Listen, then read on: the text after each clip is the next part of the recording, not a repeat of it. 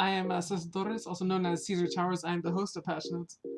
And, we're doing these special Game of the Year episodes, and I thought it would be cool if we did something a little bit special for these episodes.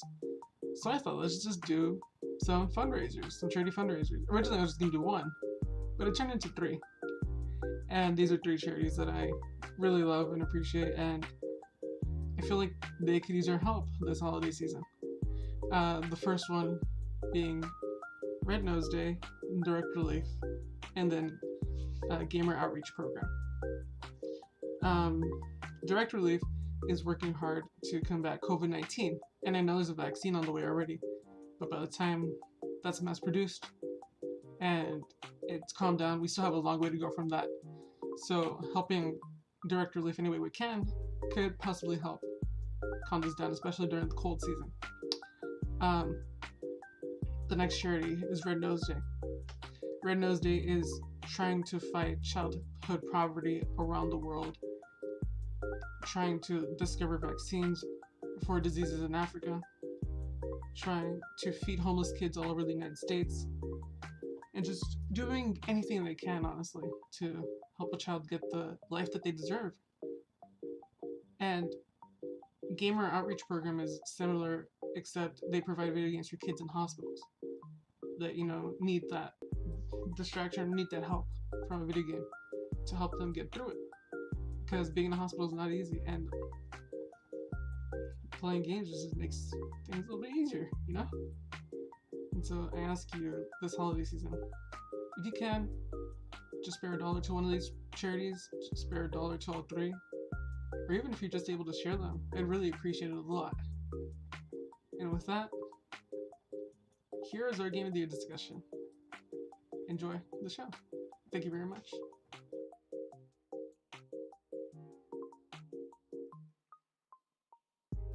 Let me just lower this for me. Okay. Can you speak really quick so I can make sure? Cesar Towers should eat a Big Mac. God damn it. All right. With that, we're going to start. Hello, everybody. Welcome to the Patch Notes Game of the Year discussions. Today, I'm being joined by Mr. ReecieBoy, also known as the Grinch, because he doesn't let people open their Secret Santa gifts early. Reece, how are you doing today, man? I can't believe you introduced me like that, threw me under the bus. I mean, if Oh, you're doing a Secret Santa, I threw you under the bus. If you're doing a Secret Santa, you adhere to the rules. Otherwise, it's just a gift exchange. That's what Secret Santa is. No, Secret Santa, there's rules. It's secret. You're Santa, and it's Christmas Day. You don't know who it is. Otherwise, it's just giving your friends presents randomly. I like your tweet though. It's like it's basically just buying your mate's stuff. It is. That's exactly what it is. If you tell them there's rules, you got to adhere to them. If that makes me a Grinch, so be it. Oh my god, you're a mean one. How you doing, man? How you doing today? It's like the afternoon over there for you, isn't it? Yeah, it's just after 3 p.m. It's been good. It was. I think it's weird. Yesterday, I met a friend for like the first time in months. He was in another city. Came up. Decided to meet him, just go for a walk. Met another friend while doing that, and had like a walk for about like an hour, just talking about stuff and just life in general. Dude, this weird has been crazy, hasn't it? Like it's so weird to see people. Like, yeah, and like we were outside, and there's people walking dogs, they had their masks on, and it's for me, just even being outside, seeing other people is a bit awkward. As like I always say, as soon as I step outside, I feel like I've got like a 1-star wanted level from GTA. Just there's always a bit of tension there, but so I had a laugh, like just sort of speaking with them, hanging out, and then I came back, and I think I actually played some video games just for fun for a bit, and then I fired up my stream to do some monops with friends, and that I think that really helped, just chatting, playing just a chilled game with friends. A chilled game of Monopoly where nothing ever goes wrong. Yeah, no, well, honestly, like to me, it's like I think it's pretty calming. Even though I was out early, I'm happy to watch the other people play and see what they do. It's just, Oh, do you play chaotically too? Like, do you play chaotically too, where you like you really don't care, but it's just funny to mess with people? At times when like the moment's right, as in like say if someone's close to bankruptcy or something, you're like, you know what, I can just give them. I got heaps of cash. I can like here's a little lifeline. That I'll put that in the back pocket for just remember it. Maybe if I need it, maybe if I need your help, Ah, just okay. remember that one. Little You're IOU a there. loan shark. Could be like that. But yeah, and then today I woke up early and I started doing stuff, being productive, and I think that's kind of just what I needed to level me. So today's been good. Excited to do this. And like we were just talking about, this year has been crazy, right? Like going outside Mm, is so weird. I remember recently my family we went on a picnic in the park. There was nobody in the park. There was only mm-hmm. like one other car there. And my sister was like, I don't want to get out. And we were like, why? And she's like, there's people here. And we are like, they're not anywhere nearby. And she's like, it just feels weird. Like seeing people out in the open, it's like it should be like, like it's like who's in the wrong here, even though you're It's both like in we live like in a you're totally dictatorship. alive. It's Yeah, crazy. yeah, yeah. It's weird. It is weird. This year has been crazy, man. But like if it wasn't for like as like, it's been horrible and like a lot of lives have been lost. Obviously wear your masks, stay 6 feet apart from people, wash your hands. But a lot of good has come from this year too. Like for example, you stream on Twitch. That's one. Hmm. You have a very amazing community. I love going into your chat and just hanging out with the people there. Yeah, Um, it's that's pretty much just came about because of the whole 2020 situation. Like, and for me, just putting it felt just like something to do, and I had yeah, no idea where it's going to go. It was just thought something to pass the time, yeah, essentially. and you can like pimp your stream at the end. Uh, but also 2020 has been a good year for games in general, Hmm. and like it's been crazy. Like because like a lot of good games have come Two out, new consoles as well. 2 new consoles. Yeah. But there's also been a lot of time to catch up on our backlogs of games too. Mm. Yeah. And I think you're the first person that I've talked to where I have, because you're new to me in a way. Because I feel like I've only known you Hmm. for like a month and a half or something. Yeah. Well, Uh, like you say that, but it's probably been like 6. That's true. Um, Time is a flat circle. Um, Yeah. I have no idea where your list could be, so I'm very excited to talk to you about this. Probably something PlayStation. But other than that, I have no idea.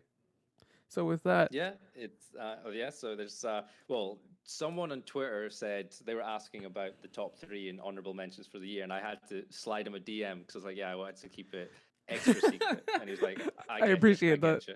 Thank you. Yeah. I appreciate that. So let's just get into it. Let's just get into it. Racy Boy from Mm, Twitch, also from Scotland, and hater of Christmas. What is your number 3 game of my 2020?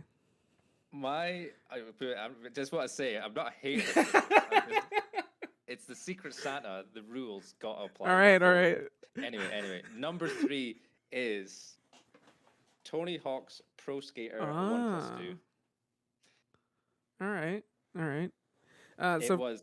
for I, people I that don't also know just like the history of this game or like what it is, could you explain a little bit? so yeah. This is Tony Hawk's 1 from the PS1 as well as the Tony Hawk's 2 from PS1 as well, and it is redone by oh, I've forgotten the name. I should have written that down. But yeah, the people who I'll look did it up right the now. remake of Crash Bandicoot remake. So what it is, it's essentially the exact same layout of the game, but they've just made the graphics HD and maybe even 4K and Vicarious some Visions, instances vicarious visions. great That's who people, it is. great devs. Yeah. And with this game, so as you can imagine, well, if you didn't know, I am an older person slightly in my 30s. So It's not being that old. gaming, it's pretty old for considering like everyone else. But yeah, being of my age, Tony Hawk 1 and 2 on the PlayStation 1 was like a massive deal for me. Like I wish I could have known the hours back then that I would have just put into that game. I think gaming back then was different. As in, I think also being that I was young, so I was probably like in my teens playing this. So I didn't get that many games, and when you had a game, you kind of just played it to death. As in, you like even if you're kind of bored of it, you would you would kind of find ways to have fun. So with Tony Hawk, it was like you start off the game, you choose Tony Hawk, you've completely finished every single level, do all the challenges, get all the stat points, and then you're like, okay, what next? You choose another character, essentially reset. They've got different moves, but it's just different special moves. So it's literally just like four different moves that are different. Other than that, they're exactly like the same character, and maybe their stats are slightly different, which is not a big deal. But like that didn't really matter. It was just like that was the goal to do. It's just like you played through. You're like, oh, what am I going to do? I'm just going to fire up Tony Hawk 1, pick this character, grind it all the way through, or no pun intended with that. And yeah, just absolutely just sink so much time into just doing this over and over again. Um, so that was it, just as I said, years ago. And then for it Yeah. to come out now, and it is the quintessential way to remaster a game, as in they stay true to like every single mechanic. Well, actually, that's a I lie. mean, It's like no every Spider-Man though. single. There is no Spider-Man in Mm, the remake, yeah, like I was getting there. I was gonna say there's like some things like that, and but there is Jack Black. I think I could be wrong about that one. yeah, he's in as Like a cop or something. yeah, officer. Oh my god, I can't believe I totally forgot his name. It's really difficult to. Yeah, you think you got to do all the gaps in order to get him. But yeah, so and in before, because it was the PS1, it was just like a chubby man in a police officer uniform. No, like There's nobody cares no. about this. They could have been anybody. So now it's like when they've got to put in all this detail, they got to put a face. It's like I think that's like the perfect fit to have Jack Black as the policeman's secret skater there.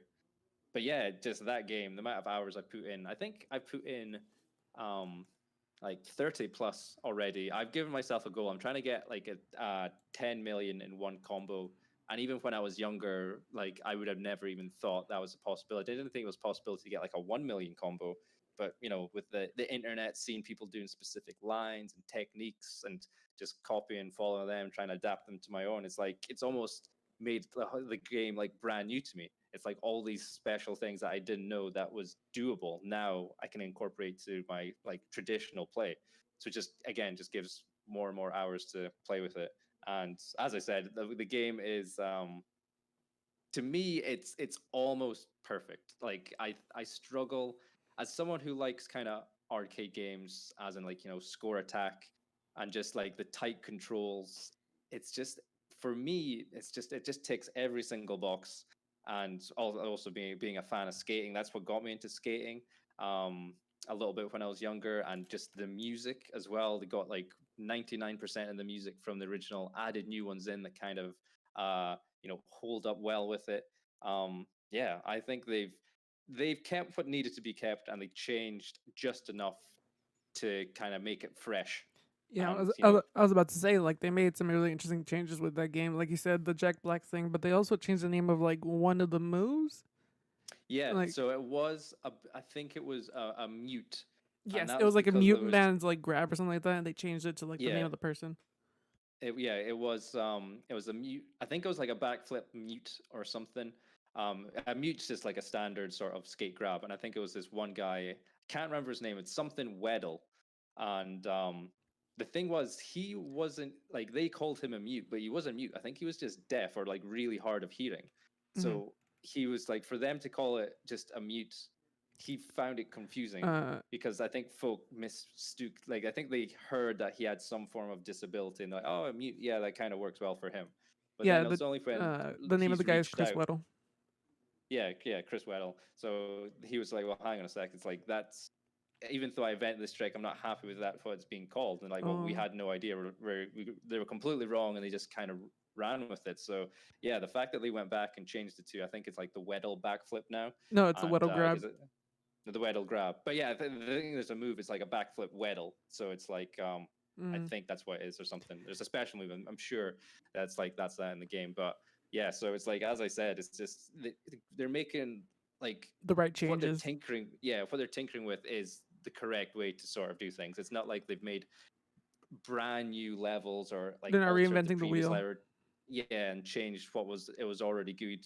But again, that almost is a bit of a downside as well, because there is some levels that aren't that great and could easily have been, even if they tweaked it, but they kept true to what is. So I Because think yeah, it's almost it is a true to a PS1 fault. game. It is a PS1 game. Hmm. They like as much as like I love my PlayStation 1, it wasn't like the games on it weren't perfect whatsoever.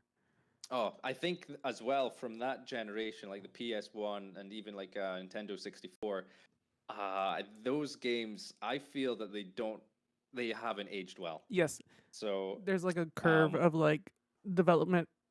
Like they were barely starting, and then like mhm, game design to has evolved so 3D. much Uh-huh. since then. Like it's pretty historic at this point. The games on the N64 and PS1. Yeah. So it's like that's why I think it's quite surprising as well that these levels, even though with a fresh lick of paint and look all nice with HD and reflective puddles and stuff, it's like they kind of nailed it back in the day because it's nothing's changed. It's just this is the flow, the gameplay, it's still there, and that's just the absolute key. And yeah, so it's also I think for me as well a massive blast of nostalgia. It's kind of like nostalgia done right, as in you. It's probably when I was playing Tony Hawk 1 in my mind, looking back, is what I see to Tony Hawk's Pro Skater 1 and 2 now, Did you if that play? makes any sense. Did you originally play Pro Skater 2, or was it just one? I played them both. Played Oh, them okay. both. Did you So play it was 3? just the well, yeah, played 3, played 4. Then I think was there 5? No, I think it was 3, 4, I don't know if there was and a 5. Underground. That And sounds right. then and then I think was it American Wasteland after that. But yeah, I Um, don't think after that I kind of bowed out yeah, my only the Tony touchstone to Hawks. like the Tony Hawk games were like my cousin had the game on the Wii. One of them, he had one of them on the Wii, and Oh yeah, that's my only American Wasteland. interaction. Yeah, or something like that. That was my only like experience with Tony Hawk Pro Skater.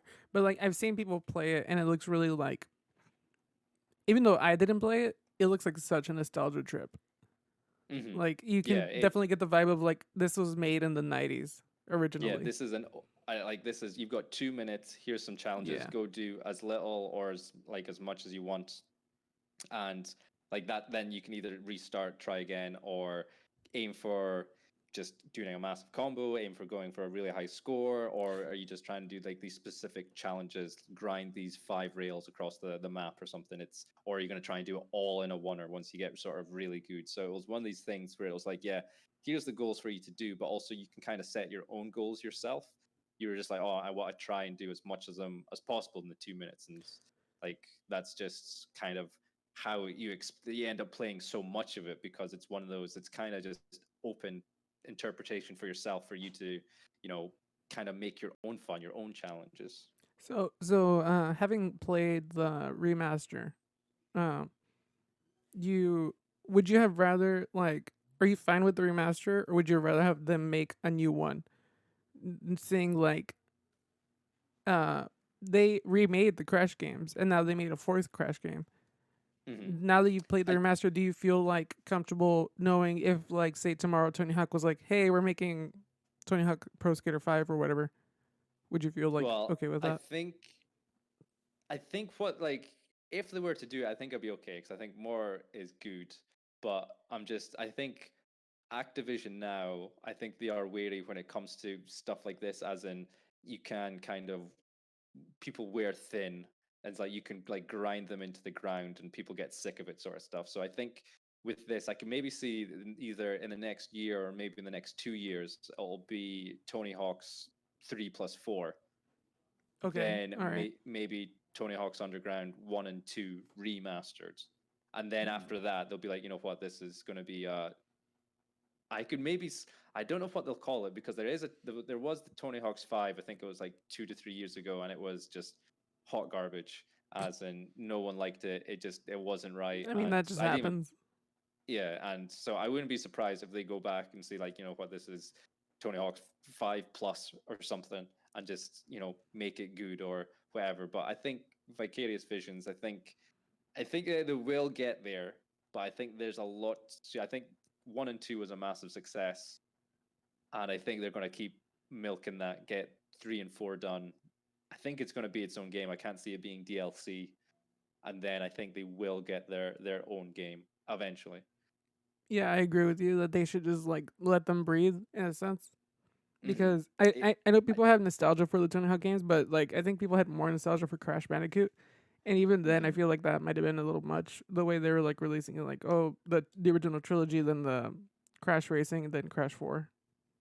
Yeah, it was like I was just kind of inundated with Crash, and Yeah. I haven't heard too much about Crash 4. Like that's not been nominated for any game of the Yeah, years, it even seems so to from like have what flown under the radar for a lot of people. It's crazy. yeah, I think from what I saw of it, it looked and I heard folks saying like it kind of is maybe the best Crash game, like the way it was handled and the way it was just again, it was just as I said, from what I've seen, it looked just Yeah. really, really fun. It looked super smooth. It looked like it was just like what Crash like. I think it was just like the perfect evolution, but I don't know. I think maybe it's just a wrong time. Yeah. I I feel can't like they remember rushed it. when And it I'm released. worried that Activision might be like, oh, people plot Tony Hawk. We should do the same thing. But Hmm. who knows? Yeah, so I think again, I don't know the numbers. I haven't seen like the charts for Crash or anything like that, but I think I could definitely see more Tony Hawk 3 and 4, and then maybe Underground, maybe possible a brand new game. But I think that's years and years out. Yeah. But like for what you got right now with the 1 and 2, it was perfect just the way it was. I think as a remake for what is everything's included there, it was as close to perfect that as a Tony Hawk fan, it's like Tony that's what you Hawk, wanted. that's a new one. I said Tony Hawk. I will re-listen to that and I will Yeah, berate you on Twitter if you're wrong.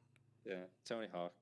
Um, that's exactly. It was done right. It was that after all the time, as I said, like we'd been hearing like rumors and stuff of like a new Tony Hawk game, and ended up being like Tony Hawk 5, and then seeing how that turned down, it's just like not what anyone wanted. And it's just low effort given to a mobile company, basically a mobile phone game, and then kind of just upresed and thrown onto a console port. And I remember they even like within like the last 2 months of before release, they changed the art style, so they made it cell shaded, so it looked better, sort of thing. And yeah, it had disaster written all over it. What they did with this was just what I think everyone wanted and just Hmm. knocked it out. Yeah, I feel like Activision has been taking notes because like they've made a bunch of games in the past on their IP that just have not gone well. And I feel like Mm. they're looking at what other companies are doing and they're like, we should invest in our older IPs, but Do it properly, as properly, in yeah. actual invest. Yeah, not just a token port, a token remaster. Or a I token think. like next installment in the game that we've only invested like a quarter of what it should have been into it. Mhm. I think another company, Nintendo, should take notes. Yes, for But sure. like again, I think that's another That's conversation for yeah, another it's a day. different podcast. Yeah. Uh, but that was lovely to talk about your number 3 game. Uh, I I knew you loved that game too. I just wasn't Mhm. expecting it, but I want to see. I want to hear what is your number 2 game of My 2020. number two, it's I think on any other year this would be number one with a bullet, Oh, and all right. then I'd say you could probably guess what it is if I say if it's another remake of a PlayStation 1 game, you'll probably know it, and it's Final Fantasy VII remake. Oh, interesting. All right, all right. So for people that don't know, that like have lived under a rock their whole life, kind of like me, I don't know anything about Final Fantasy Seven. What is Final Fantasy Seven remake? Because I've never played the original one. I still haven't played the remake, but I Hmm. understand they are very different. Very, very different. As in, I think with I think the best way to start is just talk about maybe just Final Fantasy VII and how big of Yes, a deal that was at the time. So again, a PlayStation 1 game. yes. Um, I think the first ever Square. I don't think they were even Square Enix at the time. I think it It was was like just Square. SquareSoft. Yeah, and their first ever PlayStation Final Fantasy, and I think it was even. I think there's some drama surrounding it, as in it was meant to be on a The Nintendo 64. console. Yes. Yeah, There were ads for the original Final Fantasy VII that was mm, like, it's too good it, to be on a cartridge or whatever like that. yeah, And I think that's what it was like. I think they were struggling with the cartridge thing, and then I think they just sort of said, "Oh wait, no, there's PlayStation. It's coming up. I think it's easier to develop for. It's got this CD technology that is, blowing everyone's So nips off." advanced. And yeah, so they jumped on shit with there, and that was it. Came on. I think it was I don't know if it was the first ever game. It was definitely the first ever game that I owned that came on multiple discs. I think So so. That sounds so it about was right. it was either that or Metal Gear, and I think Final Fantasy VII is before Metal Gear. I'll look that up. You can keep talking. Yeah. So I had 3 discs, and for me as well with the original one, I bought into the hype. I saw on the magazines. I saw how big a deal it was, and really just like I was like, I don't even know what this is. And I'm reading magazines. Essentially, when I'm reading magazines, I'm a stupid like I'm this young at the time. I'm essentially just looking at pictures. I'm not looking at the details. I don't know what an RPG stands for. I don't know what a role playing game is. I've never played a role playing game, but at the time, Final Fantasy VII was my first ever role playing game. And I remember being so confused. I was like, wait, my character is really small on this screen, but then when we go into a battle, he's really big. I don't have full control. I just say attack and then he attacks. It's like, it's really passive. And I think even still to this day, I'm not the biggest fan of like turn based combat because of that. And, but yeah, it's even though looking back at the graphics in the PS1 one, it's harsh. It is like I think it's amazing what they did with having just like the static backgrounds and then just having your character kind of run like through up and down, maybe changing the size so to like force that perspective to look like it's like you're running further down like the alleyway and stuff like that. I think it was quite clever done for being on a PS1. But the thing that holds that game together, I think, which causes so much nostalgia, is like the character design, the actual story, the music. It's like those sort of things are no one like really focuses on the graphics. I think it's just understood like yeah, it's not great, but all that stuff stays with people, and because it's like so solid, and heaps of folks. I think it's a lot of people's first ever RPG, but also I think it is like even if you take like the nostalgia away from it, it is a fantastic RPG. As in, it again, it knocks so much out the park. The music, I'm sure if you just like took the music out and let other people listen, you'll be like, no, this is a banger. This is great music. Hmm. And then to describe the sort of story, it'll be like, yeah, it's really interesting and like how it unfolds, intriguing, and it's heaps of sort of things are changing and kind of all ties up, and then it's just yeah, it's like I can just kind of reminisce about FF7 for Yeah. ages. But even that when I first had it, I got to this one point because I was so stupid. I had no idea how the materia system worked, and there's this one part where the main character, who I think I was just putting all the good stuff into him. I wasn't spreading it to the party. I didn't care about them. I was like, I just care about this guy. So I was doing it on the main character. Then all of a sudden, for part of the story, he leaves your party. So I'm stuck with all my Really? garbage, all my garbage sort of party members, and I'm stuck on this boss. And I'm like, oh my god, I can't do anything That's because hilarious. he had all the good stuff in his backpack. He then buggers off, and now I'm stuck with all these guys who've got nothing or who are like low leveled, don't have any good like materia which gives them more HP or Oh does my more god. damage or different magic attacks. So I was like, I've literally like got myself stuck completely That's from this save. hilarious, dude. That There's is nothing I so can do. funny. So this was when God knows how old I was. I was like 6 or 7 at the time. So this is me just be like fuck Final Fantasy 7. Like at the time, I loved it, but then I got stuck at this part, and this was disc 1. I didn't even see the rest. It wasn't until I was much older. I think I played it on PC like fully all the way and understood. Oh wait, you've got to level up your materia, and then allocate that to your party members to take advantage of that and make them stronger and those different things. Um, really quickly, I think the original Metal Gear, if that's what you're talking about, released in Mm-hmm. 1987, and FF7 released in 1997. So Oh, it'll be Metal Gear Solid. I'm just talking about the first Metal Gear PlayStation Solid, game on got it. 2 discs. So it's Um, I don't know which was. first, Metal Gear I'll Solid. make sure to like type that in. But as somebody that's Right. never played FF7, the original one, Mm-hmm. just looking at the game, like yes, oh yeah, 87. Um, that's what it says at least here on Google. Mm. As somebody that looked at the game, just like as a observer, yes, the graphics Mm-hmm. were bad, but like you could see where the heart was. Like you could see like the character design was really interesting and really like you could see like they put a lot of attention into it, a lot of care and love into like the character design and like the music and Mm-hmm. the levels too. And it's really interesting because if I had played that game when I was a kid, I would imagine it looks just like the remake looks now. Yeah, I think that's when it comes to like PlayStation games at the time, it's like it does it gives you enough, but you kind of have to imagine it more. So I don't know if that's kind of hitting that nostalgia even more, if people like are like expanding it more in their heads to make it like a more of a bigger deal and stuff. And then something I just literally kind of thought of just now, I think this was maybe even like my first sort of experience of sort of like a Japanese almost like anime type story, because it is pretty anime, this story. What?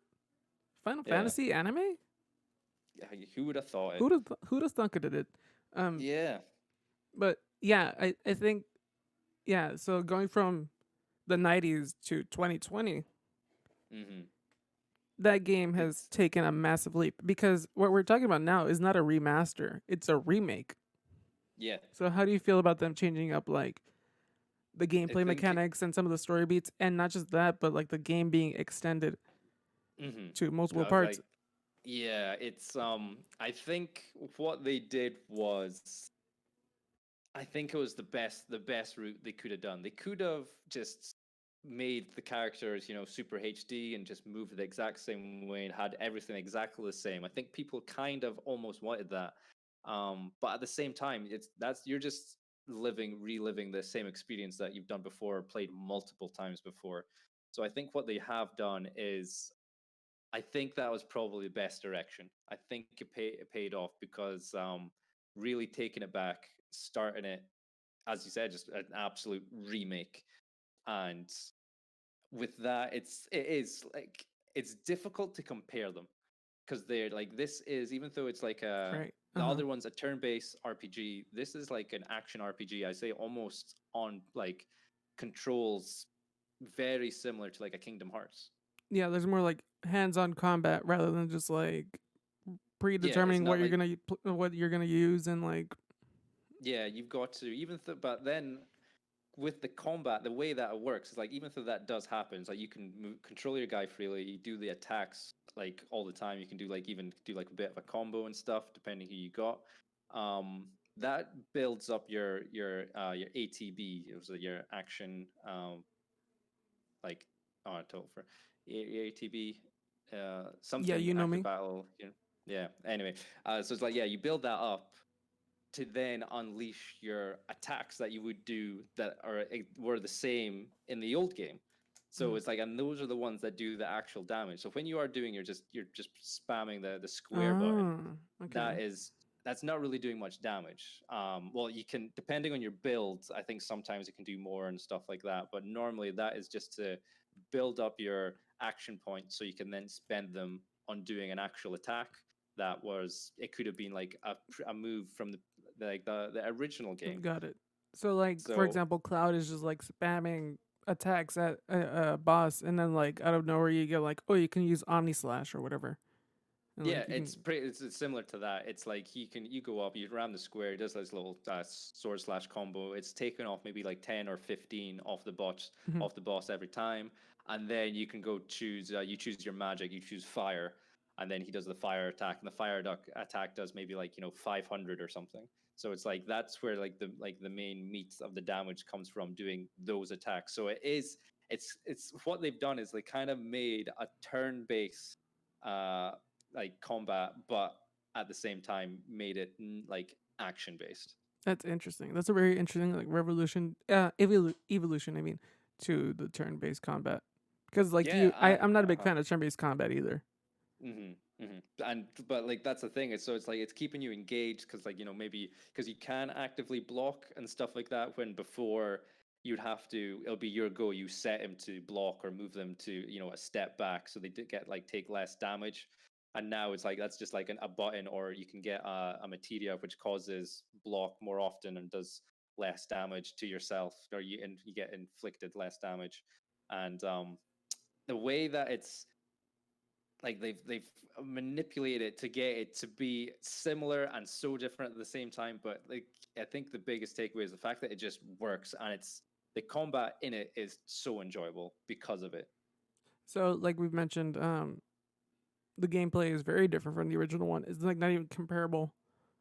No, like I think only in that, as in the battle system, as in you're somehow you're either waiting or you're building up your like your action points, and then you're spending them to do like a big actual attack. But I yeah, think like that's even the that, only like way there are similar. elements of it. There are elements of the original Mhm. gameplay, but like even then, it's very different. Yeah, it's now, before it was you were on that sort of that static background screen with your little guy moving Yeah. around, and then it would warp into a battle screen, would be completely different. You had the different characters on the screen, and now it's just all like you see the enemies running towards you, you go up to them and you just attack them. There's no transition into Ooh, another screen. It's just like just flows into it. You beat them. There's no like fanfare afterwards. It's just you just carry on. It's just like they'll drop some items or money or whatever, and you just carry on with the nice. the level. Um, so the gameplay is different, and I know some of the story beats are different. Do you think that they changed the story enough to where it is actually like better for like the modern day, or do you feel like I think it was well too much, or because was it not enough, or how do you feel about the story changes also? I think the story changes are well. I think the biggest thing we've got to come across is the fact that this game is just part one of God knows how many Yes, parts. you're As correct. in, And so it the ends first like not game, even like it like not even halfway through or whatever. It like ends like at the end of Midgar or whatever. yeah, Uh, it's like you're still like in the city. It hasn't opened up yet. There's still like you haven't even met like there's still maybe like a half the cast of characters, like party oh members, wow. you're still to meet. And it's like if this is the case, if remake is part one, I could easily seeing it be maybe three or four Okay. if they were all equals of this size, unless they maybe cut out stuff or condense something down. But if anything, they're expanding it. All right. And personally, I'm all for it because I just love playing like literally every second of this game. Sure, there was some filler parts in it and stuff like that, and some of the quests are like pretty like egregious, just fetch quests, but a lot of them was you go run around the map looking for like these kids, and they're kind of hidden in kind of spots.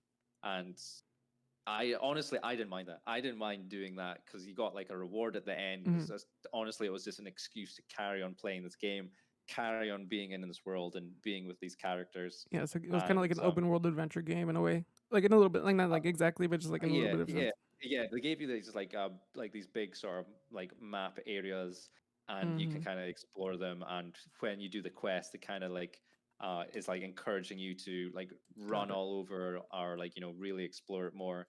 Um, but with yeah, the game, just as it's just part one, and the changes they sort of have done to that, I think because I think this is still, I think it still holds very true to the story. Mhm. Like all the main beats are there. Even like the honeybee inn situation is Yeah, I heard about. I heard people were worried about like not changing it too much, but yeah, I from what I've think heard, it's like not that bad. that easy could have been cut out and not really affected the story all that much, but I felt like they actually leaned into it and they gave it the effort, and like it's, I think it, yeah, the attention that it deserved. And even though like that's the thing with the game as well, at times it's so serious and it brings up like these really sort of like heavy topics about like environmentalism and like running the planet dry, and you know things like that. And then all of a sudden it's like, oh, you're in this kind of very extravagant cabaret brothel and watching all these different people do dance up they're dancing as dressed up as like these honeybees, and then there's a mini game I love involved. Japan. And yeah, it's just they just went all out, and it works. It works. It stands out, and it's completely bananas. And And you love every it's moment of it. You love every oh like yeah, second of it. like if when I was doing that, I had just the biggest smile on my face and was like laughing constantly. I was like, I can't believe they did this, and it works. And I'm Did you so play it on glad they did stream? it. Oh no, I didn't play it. I Okay. actually did play it on like this was when I just started streaming. I think I Oh. did like maybe 2 or 3 streams, and they were hands down my least successful streams. I think I only had 2 people jump in, Well, and to be those fair, were you my just started. friends. You had just started, so it's like it's fine. Yeah, I think I was like maybe a month in. I Yeah. was just playing around with the remote play of getting it, and Mm, yeah, because yeah, so this was yeah, I think it came out like February, so it's probably just like March got it. time, March April, because I went for the platinum, so I think And I did you get it? did. Oh yeah, but it was like 92 hours, and oof, Jesus. it's a difficult platinum. But you feel like it was worth it for you as a fan of the game and as a fan of Oh, like well, playing originally.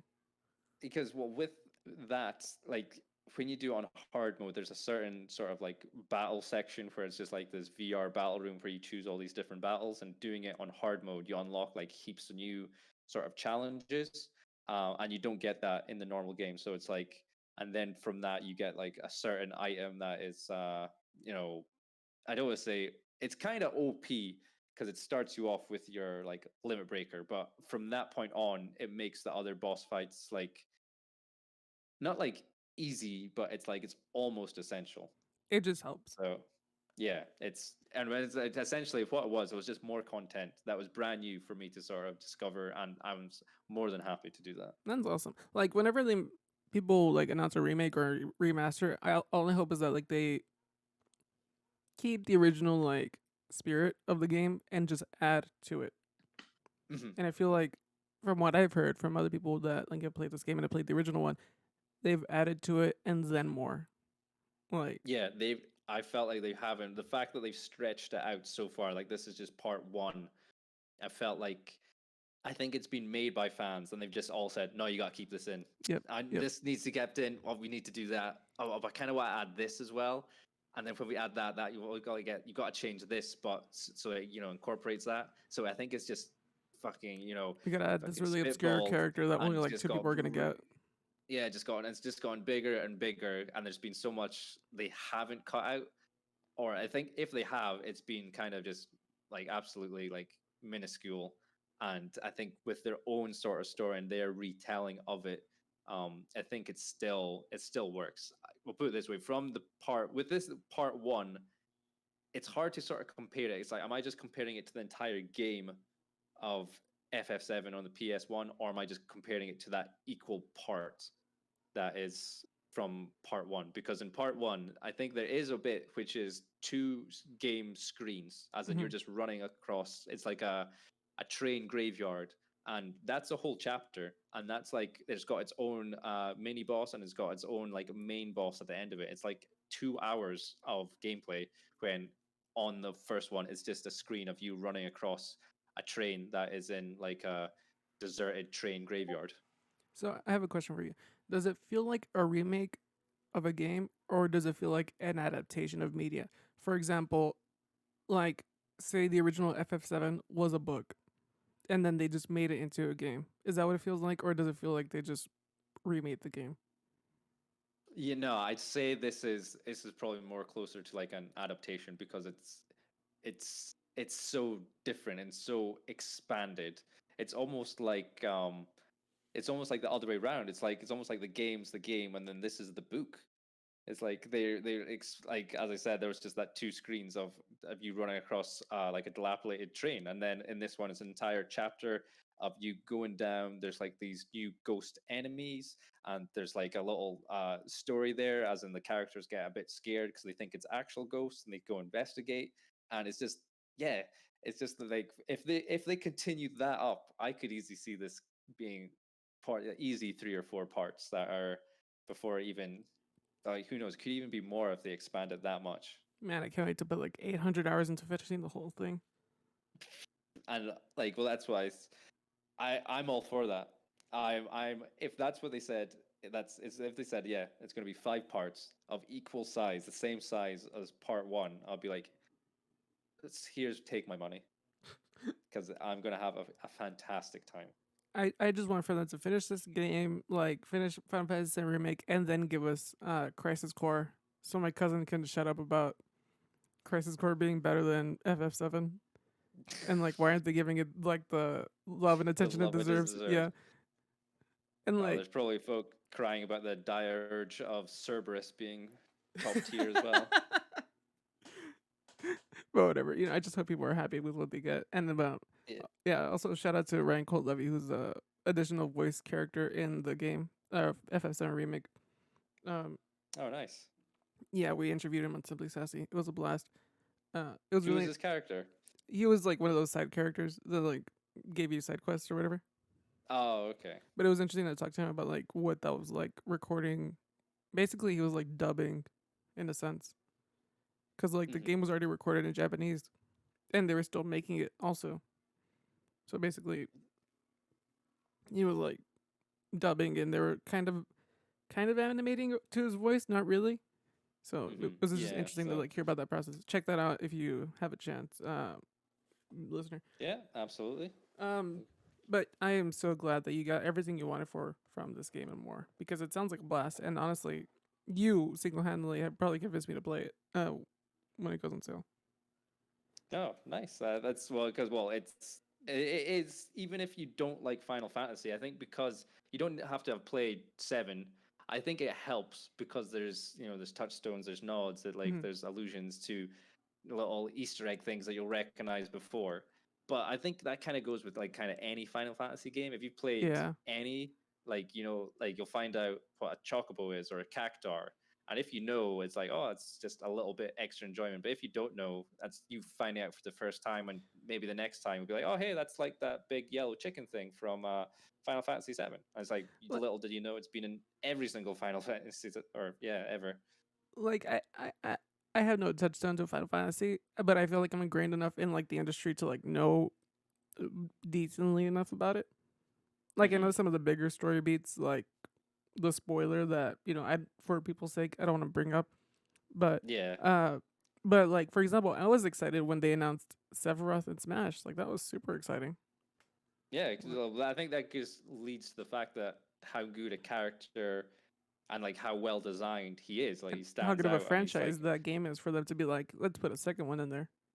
yeah. And people like there's heaps of people like it resonate with like they know who Sephiroth is, like you know who he is, and as he says, you haven't played any of the Final Fantasy VII games. Yeah, but I if I'm being honest, I mainly recognize it from Kingdom Hearts, and I was like, oh Yeah, wait, so isn't it's that like yeah, exactly. Yeah, so it's again, like, but it's just he wouldn't have been in Kingdom Hearts if it wasn't for Final Fantasy Final Seven? Fantasy Yeah, VII. Yeah, so all comes back around to that. I'm just that was really blast to hear you talk about Final Fantasy Seven, and I'm really because you said this would have been your number one. I'm really interested to hear what that is. But first, gotta give credit where credit is due. What are some of your honorable mentions? Um, I suppose I initially just had one written down, but I could write another. Yeah, put as many as you want. It's just because off the top of my head, Yeah. thinking of all the games I've sort of played this year and this one. So I'll say the one I just realized now that I didn't put down was Fall Guys. Oh yeah, I gotta give credit where credit is. Like, come Yeah, on. I think I there's honestly I have a tweet from like a month before Fall Guys goes out and like where no one was really talking about or had any idea, and I was like, I know this is going to be a big deal. Like remember Wow. seeing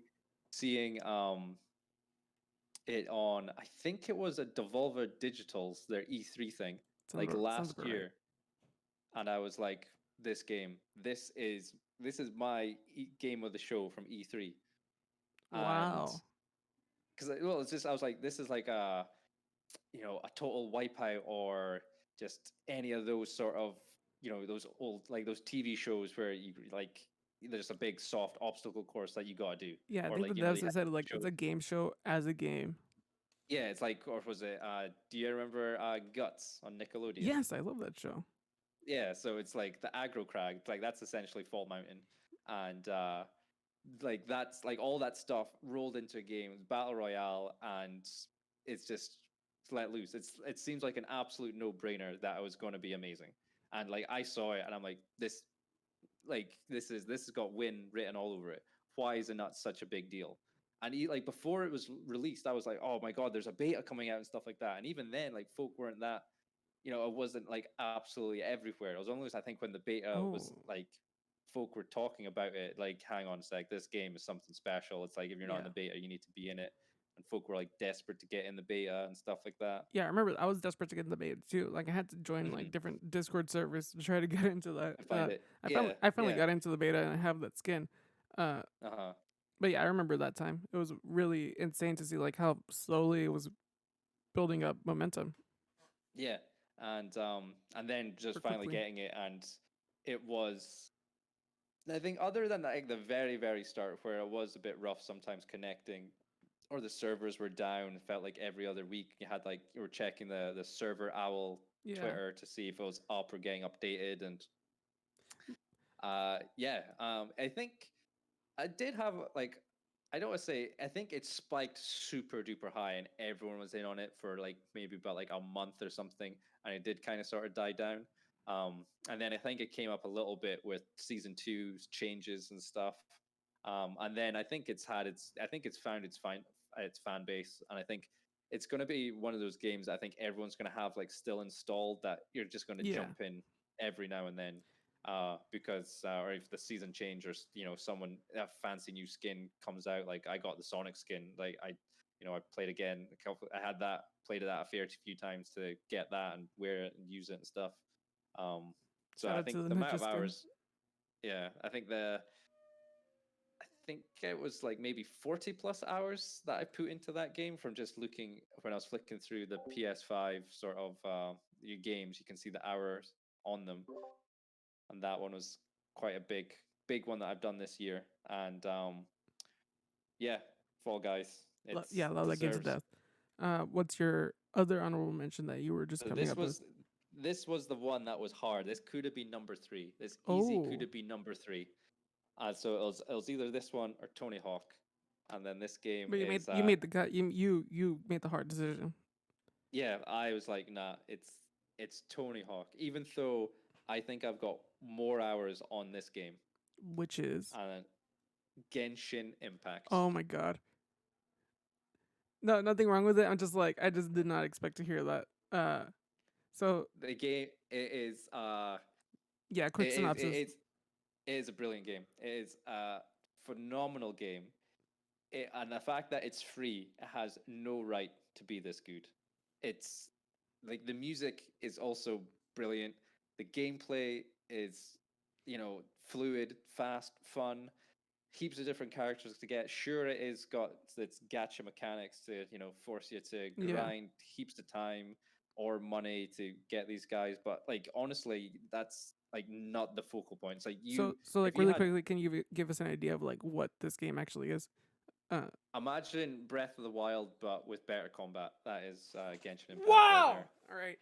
Sure. Just kidding. It's true. It's true. That is it. You said it's just a quick synopsis. There it is. I would have just It's said Breath of free the as Wild, but well. anime. But you know, whatever. Sure. Well, I think Breath of the Wild's pretty anime, to be fair. I mean, but this is way more anime. Like this is actually like it feels like I'm I watching fucking manga right here. Yeah, it is. Well, I think that's like the art style that they've really lean Yes. into. But I love a bit of that, and yeah, I think it is. As I said, love this game. I've put in, I think, maybe 40 plus 50 hours into that game, maybe even 60. And it's such a chill game just to explore that big open world. There's stuff popping up left, right, and center. It's you can easily get distracted from the quests, and there's heaps of them to do. You got your dailies that are always different and stuff. It's just, Mhm. yeah, And like you said, it brilliant was game. gacha. It's a free game, but it also has gacha mechanics.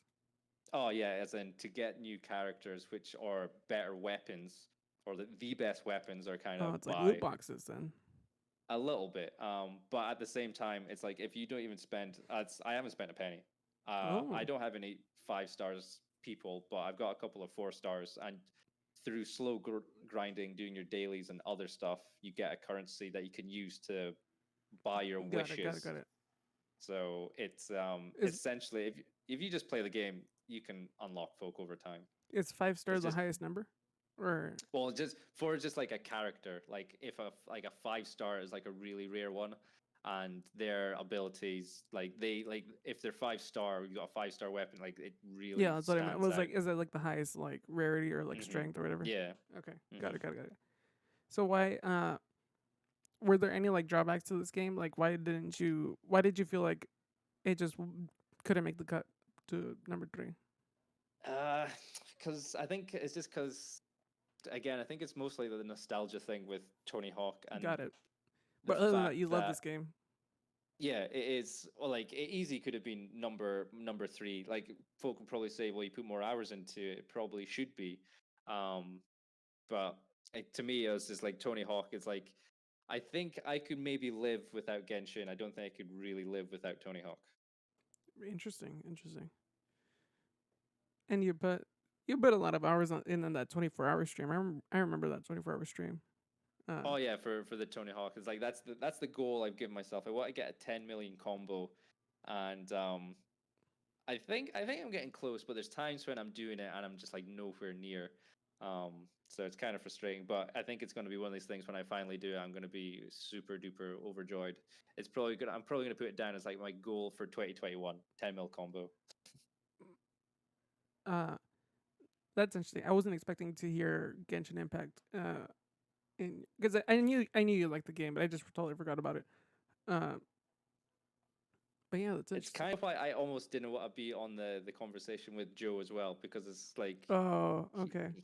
he I think he's got like some like preconceived notions of it, and I think he's kind of set his expectations to it. And I know how much I think Breath of the Wild is his favorite game of all time, and I've got Hmm. some harsh criticisms of that Yeah, game. I think the criticisms are fair, but yeah, like I see what And you're I saying.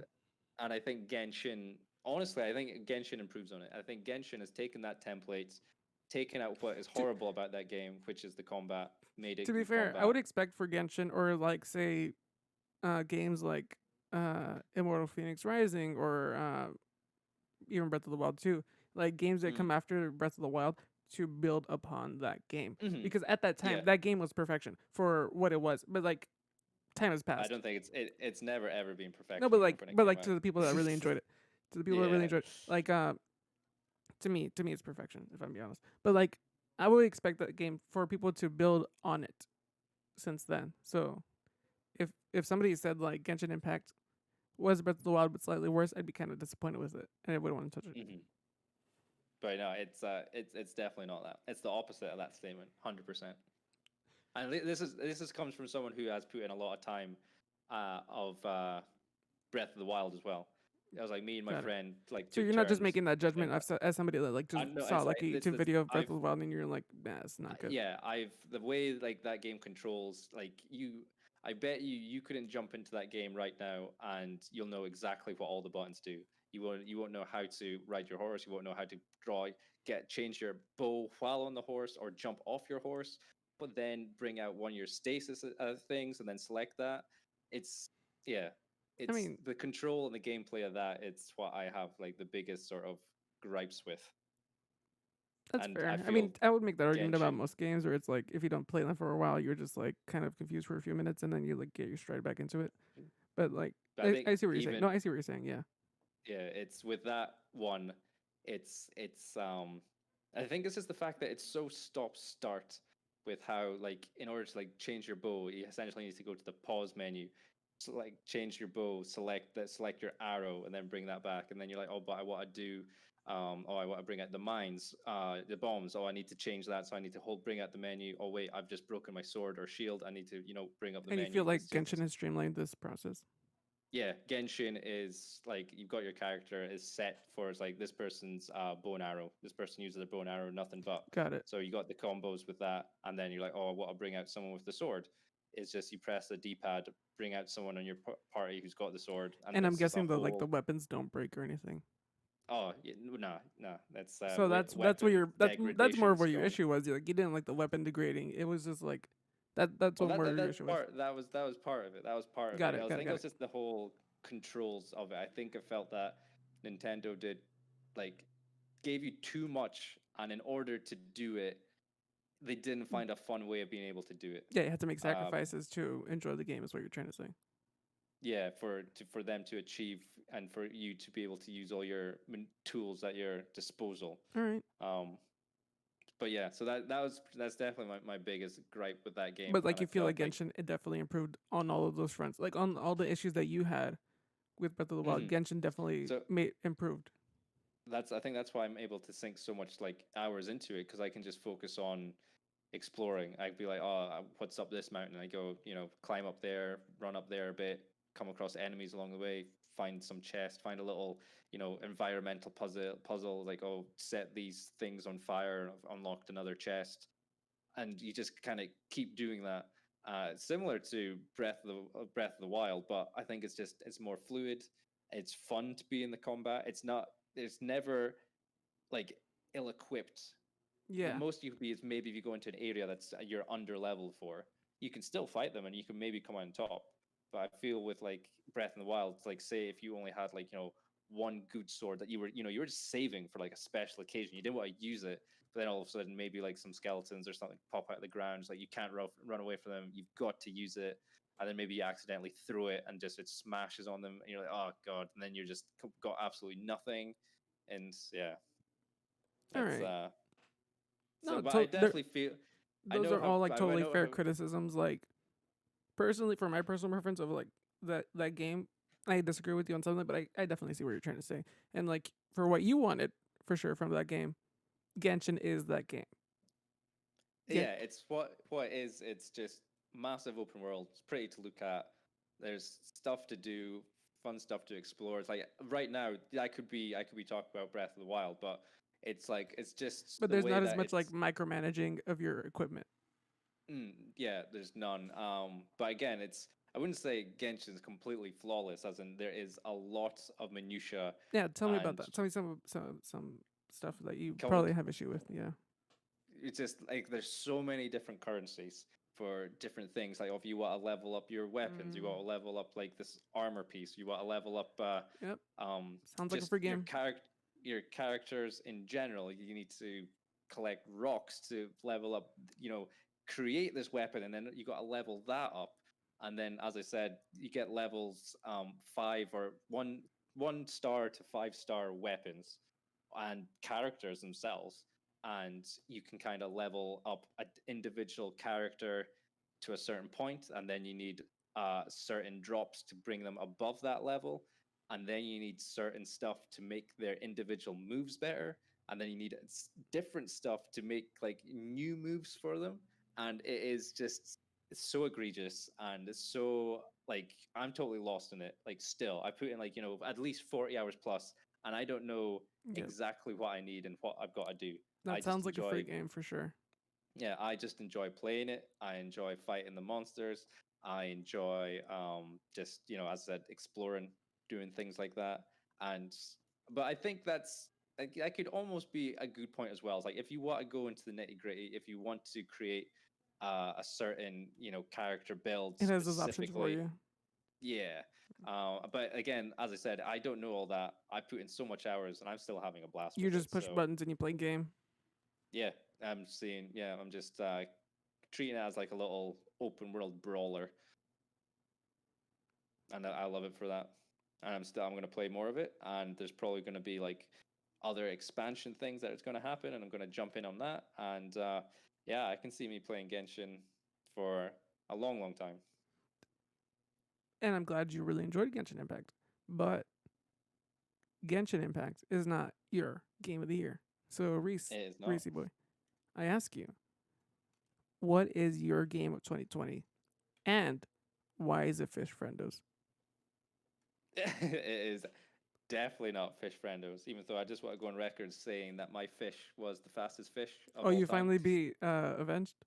Yeah, I took a video and then I uninstalled the game, so it will forever be the fastest fish friendo. So suck it, Avenged. Um, Oh, it's No. So the number one game is Stream Raiders. Stream Raiders. Oh my god! No, I'm kidding. I'm kidding. I'm kidding. I'm kidding. I'm kidding. It's not Stream Raiders. It is The Last of Us Part Two, Ah, that's funny. That's and I funny. think I think That's think fu- it's my favorite game of all time. Gonna be honest. really all right. All right. I Yeah. want to get into this with you because very polarizing game. Yeah. So for Uh, people that don't know what The Last of Us is and what Last of Us Part Two is, quick summary. Trying to okay. avoid So spoilers because so here's the thing. This game is very spoiler heavy. So we'll probably talk like some spoilers at the end. well, But maybe that's not. what I want We'll try to get avoid off spoilers of. as much as possible. But like, Yeah. just like give us like a tone of like what this game is, because you could easily talk very in depth about what this game, the Yeah. tone is. I'd say it is an action, third person action, story driven game, post apocalyptic, uh, modern day. I think it's set in like, well, the outbreak was 2013. Yeah, the game So originally it's released in 2013, and that's when the outbreak so happened. yeah, so that's when like outbreak is outbreak day, and it's kind of just set in that world from that sort of year, then gone into a pandemic, and things have uh taken over the environment in a lot of places, and what's decimated the country is a virus, or no, is it a parasite or is it a virus? I The forget. cordyceps. I played the original one recently, and I forget. I think it was a virus.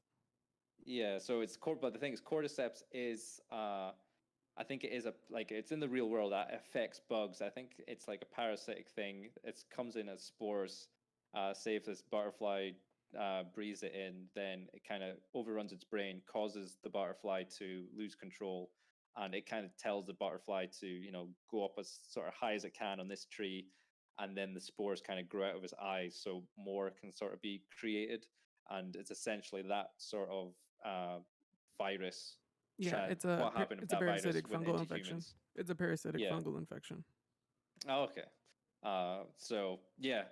So I think it'd be harsh to say it's kind of like a zombie game, but it is kind of like a zombie It's a game. I survival think. game. I would Yeah. say it's But definitely it. like very action adventure survival game. Mhm. But the game is not really about the action adventure. Like it's a stealth combat as well.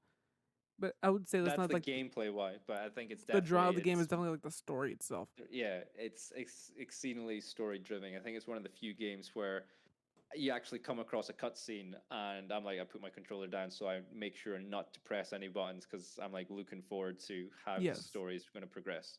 Which It's is why like it's that like is it's hard to talk about the game because it's very spoiler heavy period. It's basically the original game is basically just like a story of a man and his adopted sort of. a father daughter relationship, so to speak. It's Joel and Ellie, and Joel's been given the mission to take Ellie to this the only hospital in America, Yeah, because Ellie is immune to this disease. Yeah, parasitic disease, and and they she's one of the think very that few people that's immune, so like they need her yeah, DNA. they can find out about the cure. So it's a That's what the big first deal game is, for. and then the Yeah, second that's game the first game. picks This up for the second years game. after, and you're Like, playing. yeah, yes and no. I think there is a lot of sort of flashbacks in the second one that Yes, you're sort of right. pick up directly as that one ends, and then it kind of maybe jumps like a year in the future, and then there's also bits where it jumps like even further in the past that you didn't see in the first game. But then there's other times when it's almost like there's three sort of time periods that's sort of happening, and it's you kind of see them like all at the same time. And it's very interesting because in the first one you play only as Joel, but in the second one you play as adult Ellie, young Hmm. Ellie, younger Ellie, and Abby, who was a new character to the franchise that they introduced for this game. And she's kind of Hmm. like um a counterpart to Ellie, so to speak. Like Yeah, they're she's at odds with very each other. much. Yeah, they're She's not like an like antagonist, so to speak. She's like they just have different well, views. yeah, like well, that's what it is. It's I think if the first part of the game builds up Ellie, well, even the first game is kind of, I don't want to say being in the right, as it's just from her perspective, so Yes, you that's for understand sure. her drive to do this. As And somebody that then is I've only played the first one, but I know like the story beats the second one. There mhm, is no good person in the series. There is just like yeah, trying to survive. yeah, it's just shades of gray, and which shade of gray do you kind of believe in, even if that is the case as well. And then I would say just Abby is kind of just literally the mirror to Ellie, as in her story, what sort of drives her into doing this, even though it's similar. But again, they are two completely different sort of characters on a similar sort of path. And it's very, very like the story and the tone of the entire game is just like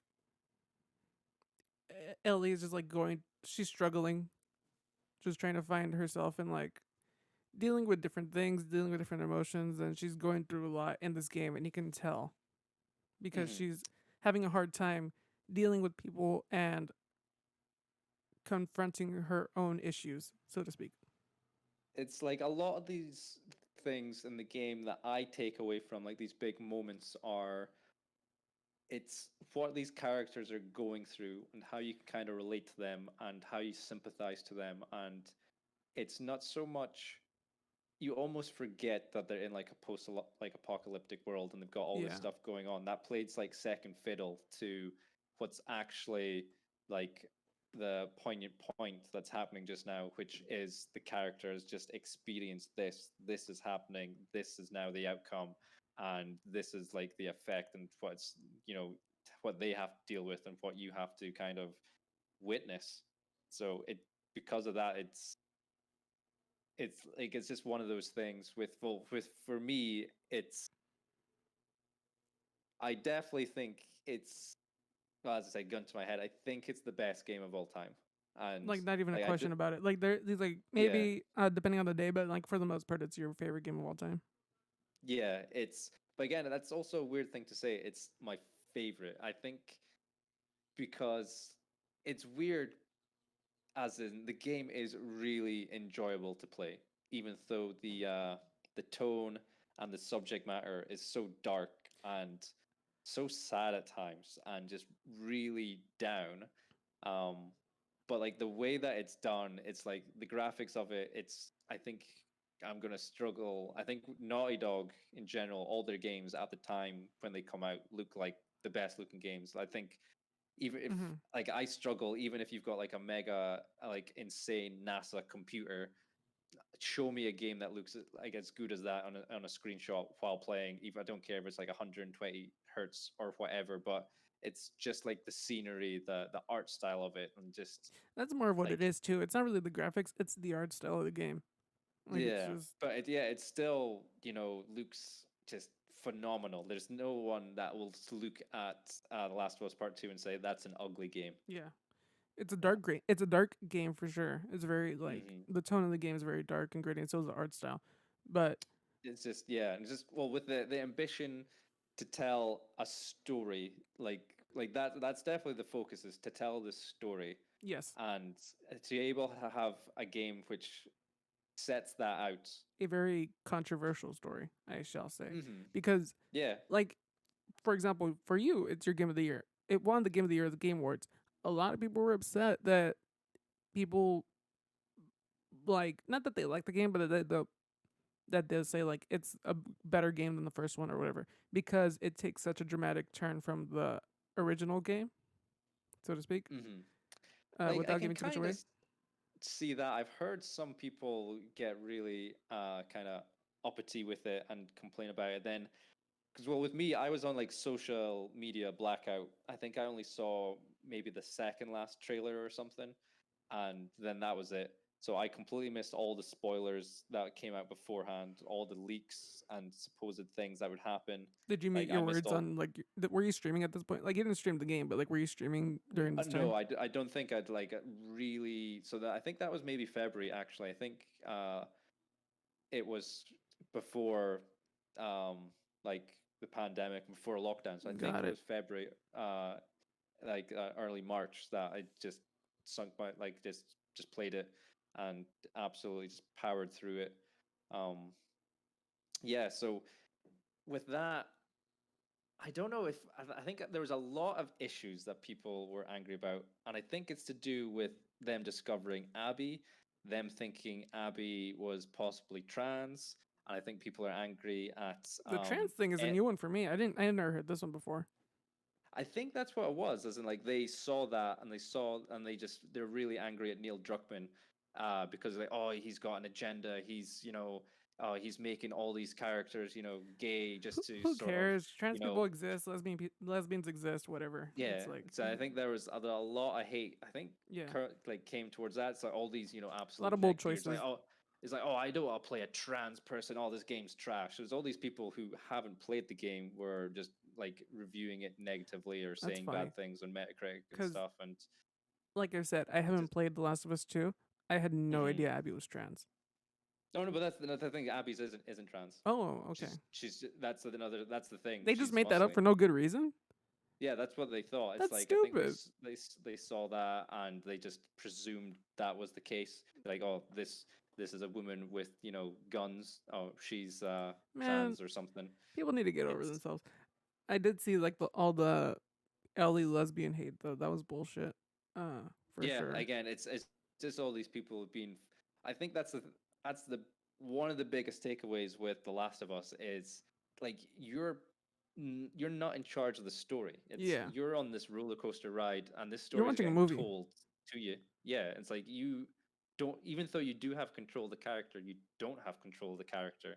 So that was, I think, one of the like the most That's a very biggest great way to describe powerful. the ending. You Yeah. have control, but you don't. Mhm.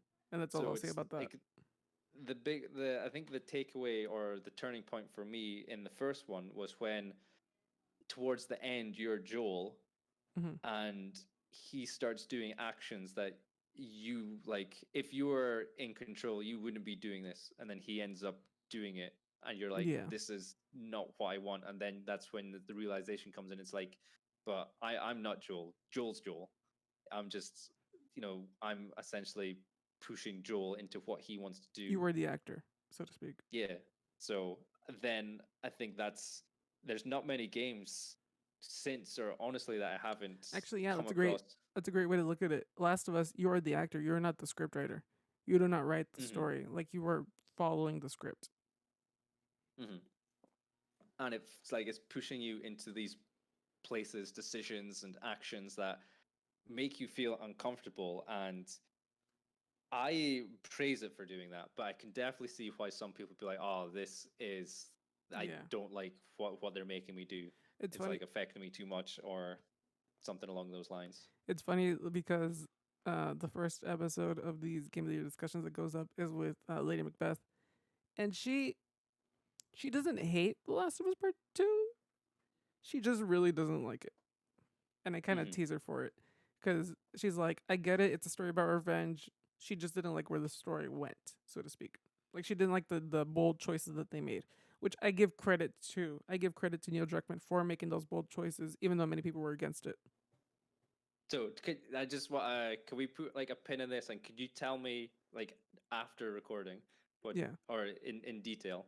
Because I think I that'd be forget interesting to know. exactly what, but like it's in the But you episode. haven't played it. You haven't played it either, so yeah, I suppose I don't want to spoil I it for you. I know some things. Like I know two big beats, so to speak. Is one of them the ending, And yes, and the other one is the start? one of the turning points, so to speak. So yeah, Okay. uh so yeah, I know like the two biggest story points in the game. So I can see the arguments for like the bold choices.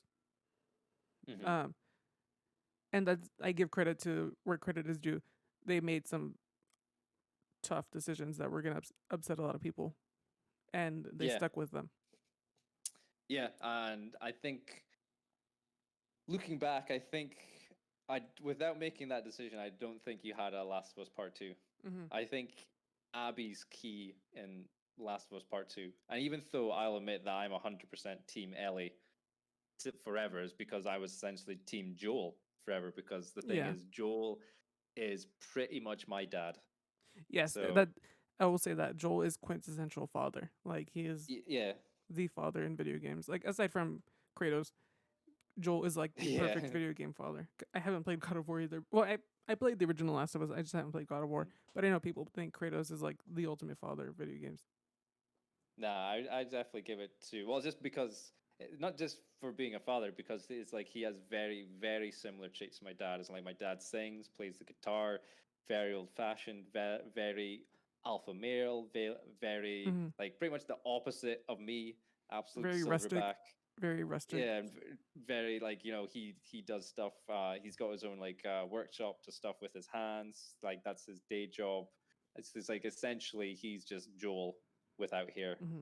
So, and like just like his choices he makes, I'm pretty sure the choices my dad would make as well. So like for how Ellie sort of deals with him Yeah. and like her relationship with him, that's it's I definitely relate more to that than with the Abby side of things. Even though I think it's amazing that like the thing, I don't hate Abby, and I You think that's sympathize with the her. yeah, I think that's the best considering what It's you really put hard to tiptoe like around this game, but like yeah, there's just a but lot. it's I think it's because you spend so much more hours with Ellie. You have a whole Yes. game with her, and then also the fact that, as I said, I'm so sort of team Joel, Hmm. and then when it comes to, with Abby and seeing her story arc, you don't have that much time with her as well because you still have time with Ellie in the game as well. It's like the game's like split. I'd say maybe like 52% Ellie and then like 48% Abby. Okay. So you That do have a yeah. big chunk with both of them, and I Like think it's amazing as in you can what they've done to make you sympathize for Abby as in being what I understand your behavior, and I can see why some people like her, think she's there. They'll be Team Abby over Team Ellie. and but you can also see why people were against it because like you said, we had a whole game where we grew up with Ellie, so to speak. And Hmm. now she has to share her game with somebody else that we don't have no idea who she is. Yeah, and I think that's makes it even like when you're putting it like that, the fact that they can I think for a lot, I think most people understand Abby. They understand her motives. They understand why she's there. I think, as I said, I think she's the key part of being Last of Us Part Two. I don't think there's a Last of Us Part Two where it's just a continuation of Ellie. I don't think there's, rhyme or reason if you took Abby Abby out had to of it. be It's there, like, is what you're trying to yeah, say. Abby has to be there, Mm. and you have to see Abby's story, and you have to do Abby's story, and yeah, she's essential to it. So basically, just Last of Us Part Two is more of an amazing. I haven't played it, so I can't really say like it's an amazing story, but more of a story that's about the future trying to survive, so to speak, like in a Yeah, post-apocalyptic world trying to survive as it no matter what it it's takes.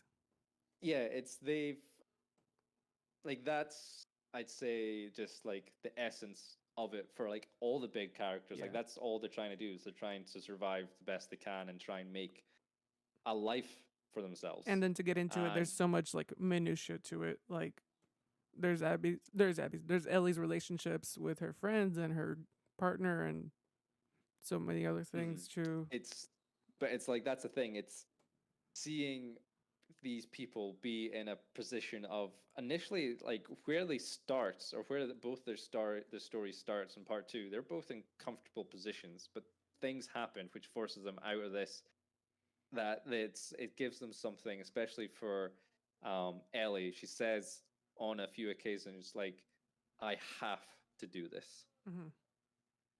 Got it. And it's like it's for a thing to happen for you, for someone to be pushed saying no, I have to do this, as in she knows like what she's doing is, for lack of a better term, not nice, not pleasant. She's stepped out of her comfort zone and safety zone in order to do this because it's pushed her that much. And Hmm. Abby's kind of they've got like a very mirroring story. It's almost like it kind of just starts the sort of other way, and I think that's why you can relate to Abby eventually. And I will just say, because I feel like this is a great way to end it. I will just say, I understand it's a very polarizing game. I haven't played it. I don't have my opinions of it, but I respect listening to everybody's thoughts on it, whether it's positive or negative. And I think that's a good way to go about this game because it is a very polarizing game. But what really makes it, like you said, it's the changes that they made, but it's also the conversation of like the direction they went in, so to speak. Like, as in, they didn't. I don't think they played it safe. No, I they think definitely did not. they could have made given Abby, I mean Ellie, like the whole thing and said this is it. But I think they You gave respect more that themselves they've made the risks and like, I think yeah, I think they had to because I think it's difficult to after coming off of the back of The Last of Us Part 1, it's what how would you it's not so much trying to top it. It's I think that's a reason why it's part 2. I don't think they could have made a sequel because I don't think that would have worked. how do you I think continue the folk story? Yeah, because I think folk would have just compared it to the first and be like, "Oh, you're just an older Ellie. She's smaller and quicker than Joel, but she does less damage." I didn't think And about that. then Yeah, it's it's not a sequel; it's a part two. Mm. so like it is like a continuation of it of that story.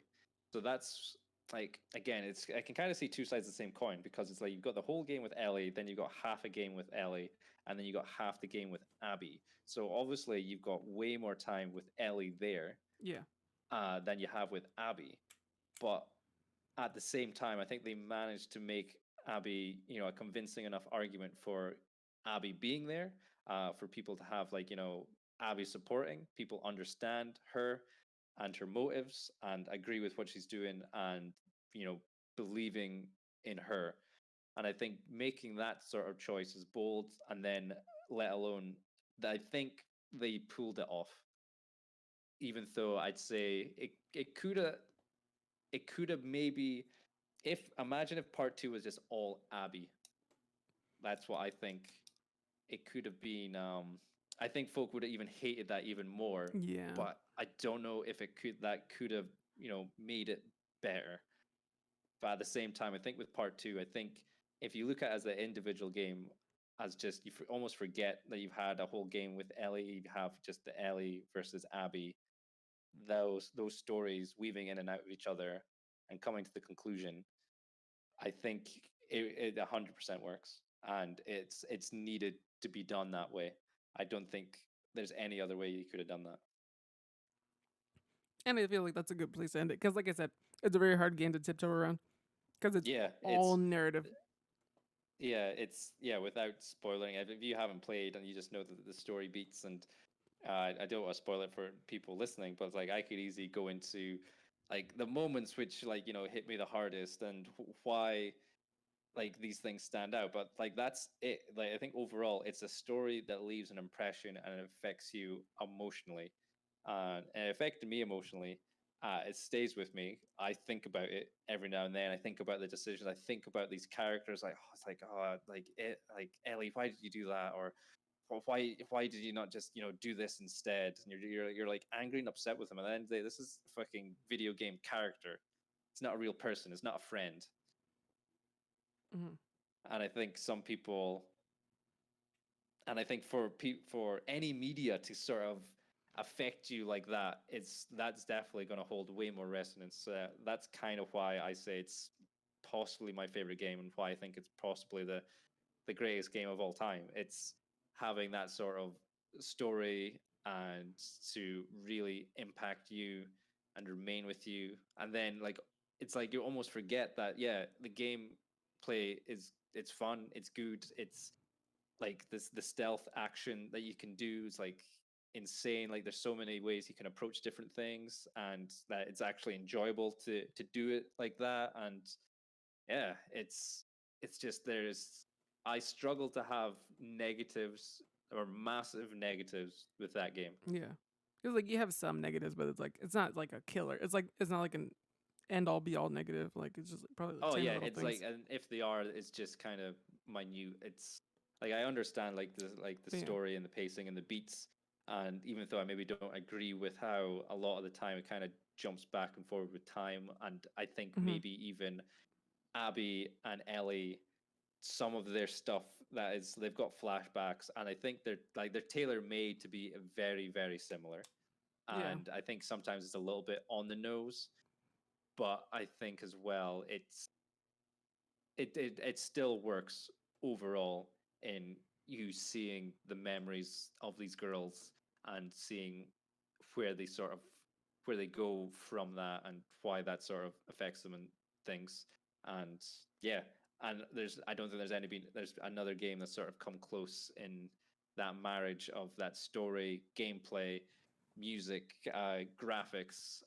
It's just all of it. The whole package. I don't think there's yeah, I struggle to think of another game that Nothing sort of gets on that come level close for to that. you. Yeah, so that's to me is why I say I rate it so highly. Yeah. But again, I understand why people are maybe against it or really don't like it. But I also feel that again, it comes back to that point of this is not where you want to move these characters. These are the characters moving it's their choices That's that where the you're story watching. just happens to naturally progress. Yeah, so I think there's a lot of people who are angry at how it turns out or some of the decisions they make. Hmm. But I think again, that's them just being kind of angry because they're not able to make the right decision for them. Yeah. And like we said, this is your game of the year. You know, Mm-hmm. so it's like 100%, at the end of the day, without a this is your shadow of a favorite doubt. game. So like people can disagree with you all they want, but at the end Yeah, of this is your this favorite game. this is my 2020 list of top three games. And what a very interesting list it is. But right now, that being out of the way, let's get into what is coming out soon and what games are you looking forward to in the upcoming years, so to speak, that have already been announced. From the ones I wrote down quite a few things. I think I don't know if this is in order of them coming out, but Yeah, it doesn't I matter. think that my number one game. I think it comes out maybe January. Scott Pilgrim. Interesting. Yeah, I forgot about that game. I forgot that game was coming out. It's a remake, Uh, right? Or is it remaster? yeah, I think it's just a remake, as in it works on next gen or just even current gen consoles like PlayStation 4 and things like that. It's just another because I think it hasn't been in the shop. I think from the PS3 and Xbox 360, so you couldn't buy it. But now it's like yeah, it's. I think they're just adding the DLC that was with it as well, making it online co-op. And yeah, I absolutely love that game, and I love Scott Pilgrim. Love the music. Uh, yeah, looking forward to that. Then the other games, I'll just rattle them off. That Yeah, just go supposedly talk about it. I'll chime in is if I have anything to say. Ratchet and Clank. That's up there. Kena Bridge of Spirits. I am looking forward to that Uh, game. That game looks like a yeah, lot of fun. that looks for me. That was one of the first games that when I saw, I was like, "This looks next gen. This is what I would sort of want to play. What I see, what it's about." Very excited for that. Supposedly next year, God of War 2. Well, is it God of War 2 Ragnarok? Is it just God of War Ragnarok? Yeah, Is it a they full on confirmed the sequel? Ragnarok thing. I don't know if it's a sequel. It could be like a Miles It's Morales type of thing.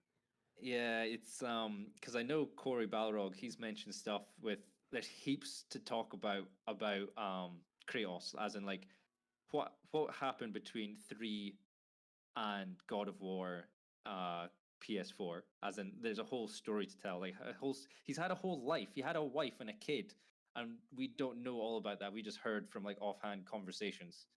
It's like there's stuff to see there, and I wouldn't be surprised if it's just like a prologue, if Ragnarok is just that, or because I don't think it's a full blown game. I don't think. I think you're right. I think it is just like a God of War like 1.5 or God of War. Which there's nothing wrong with that, but Yeah, just got to it's like like settle expectations if that's what it is. yeah, and then also I put Resident Evil 8. Very excited Mm, for that. I think I'm almost certain it's going to be in VR. And Resident Evil 7 in VR was maybe my favorite VR game, and an yeah. experience I think is phenomenal, and encourage everyone to, if you got VR. I don't know if is it on PC VR like Vive or Yes, I anything. I'm think not so. too I sure. think it is. just PS VR exclusive. Either way, try and do. Even though I struggled, as in doing it for the first 2 minutes made me sick, and I had to really work my gain my VR sea legs to get that game. But once finally I got it, Oh wait, it's so worth it. according to this Reddit post, it never made it to PC VR, which is funny, but it Oh is on geez, yeah.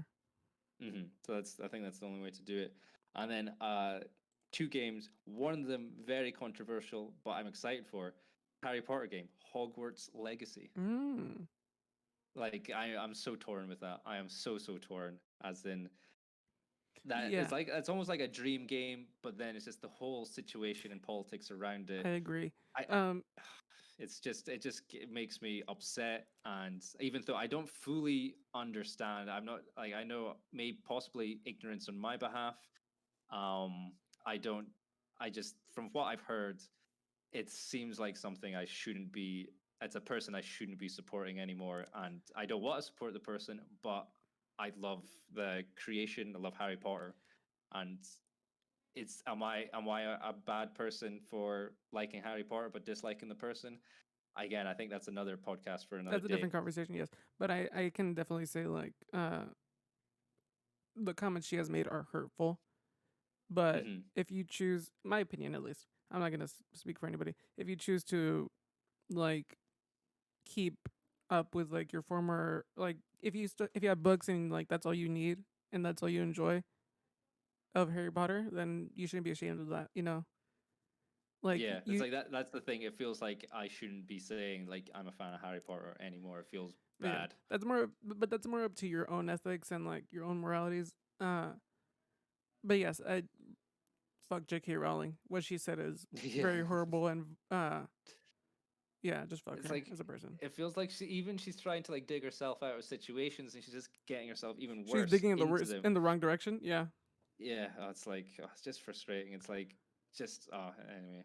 yeah. And then the final game that is confirmed for next year is Returnal, the Housemark title. I'm a massive fan of Housemark.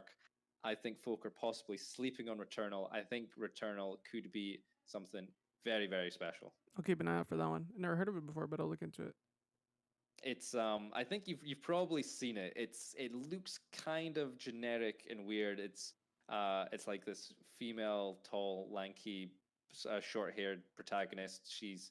It's like a 3D like arcade shooter, bullet hell almost. Hmm. And it says that it's like I think it's procedural generated. Um, Sounds it's like a familiar. third person bullet hell game. And Yeah. Housemark, they did heaps of different. Oh my god, I've forgotten the game. It came out with PSN Plus and the PS4. All these sort of arcadey sort of shooters, and they're just like the gameplay of them are always flawless. So I think that this game, if it kind of takes everything that it's saying, if because I know I'll have the gameplay down, but will it be able to wrap up the story, make it intriguing, make it a reason to carry on playing? Then that's kind of open for discussion. But I think they might do it, and I think Returnal could be a big hit this year Hmm. or next year, should I say? Sorry. Yeah. That sounds familiar. I'll definitely look up. I'll put a clip of it in the show. Uh, but yeah, Oh, nice. yeah.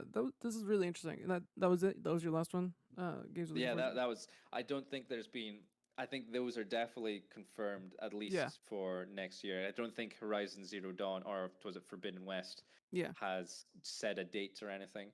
I think that would be another big one, and I think those are the ones I'm looking out for. Like those are the ones that I'm probably going to buy. Maybe the Harry Potter is up for discussion, but Yeah. That's those definitely a games I've different discussion for a different day. yeah, but definitely those games will be I'll be putting my money towards that. Yeah. Um, and thank you so much again, Reese Boy, for joining me. Right now is your like 15 seconds to sell whatever it is you're doing. Direct people where you want to go, where you want them to go. Okay, sure. So yeah, ReecieBoy.com is my website. As in, it's got all my social links there. You can find me on Twitch, Twitter. I've got a Discord if you want to talk to me through that. Uh, what I do on Twitch is I'm currently just doing coloring in and encouraging people to talk to me, talk to anyone. For I know how much it benefits your mental health. Just if you've got something on your mind, just get out there regardless who you talk to. I'm always willing to listen on my Twitch channel. That's part of my content. I always say you guys are my content because I talk to you and interact with you guys. So that's it. And thank you so much. Don't you have a podcast too about like mental health or? Oh yeah, podcast. That's in the website. Mind you, I've got one that I need to edit actually.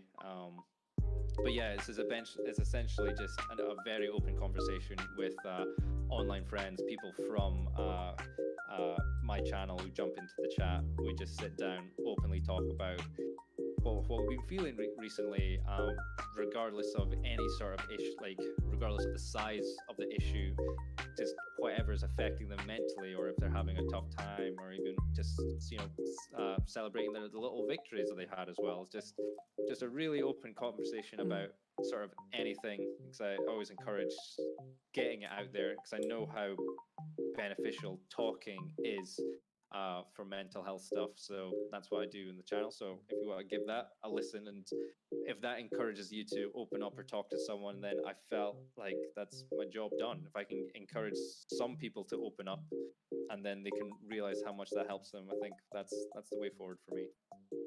And again, thank you so much for joining for this very interesting conversation. Well, thanks for inviting me. I'm always happy to talk about video games whenever. And thank you, listener, for joining us and indulging us in letting us talk about ReecieBoy's favorite games of the year. And hopefully, we get to see you again next time. Thank you for stopping by. Hope to see you again soon. Bye. See ya. Bye.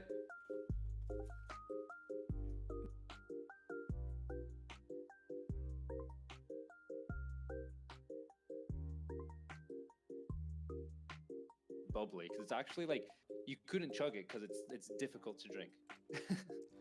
I It's, quite like that. it's interesting. There's a very like wide variety of drinks. Of like, and I'm still like learning. I'm still just like trying to get to acquire the taste. Find your taste. Well, I think Yeah. I'm kind of the similar, but like I don't like I can drink beer, but I don't like it. I always make fun of it and call it fucking bread flavored soda. I agree. Like it's and then with whiskey as well. I wish I could like whiskey, considering I am Scottish, and it's so like You're a classy disgrace. and everything that like surrounds it with. But when it comes to like this, like I don't mind the smell, but when it comes to the actual taste, you're just like, this is just pure vapor, pain, burning. You're like, I'm not getting any taste, and like the taste just tastes like, I don't know, if I like licked a chemical bottle that I shouldn't have. It's just I just don't understand it, and it's like I think maybe I just grown up with sweet things, and I'm still just a massive kid. So that like my sort of go-to, if I was going to a pub or something, I'd have a cider that just tastes like alcoholic apple juice. Yeah, I would definitely be like, can you just get like a Diet Coke? I don't Yeah. know. Like, I don't. Yeah, maybe put some vodka in there, or I think well, if you're just trying, it's just yeah. Because personally, I still haven't found like my kind of cocktail of choice. I think the closest thing is maybe like an amaretto sour. Have you ever had amaretto before? Nah, I've heard of It's it. yeah, it's I think it's like maybe less than 20% alcohol, so it's not all that strong. And honestly, if you have it with Coke, an amaretto Coke, that just tastes like Dr. Pepper. Oh, I might have to try that. Yeah, so it's but then the cocktail, like the classy, like grown up version would be just an amaretto sour. So they just have, I think they put in a bit of Angostura bitters, they put in heaps of limes, and yeah, that's pretty much it. And if they're going to be really fancy, they put in an egg white to give it texture. I love how we're here. Or initially, I was supposed to talk about games, and we just started talking about And we're alcohol. like, drink. Yeah. Yeah.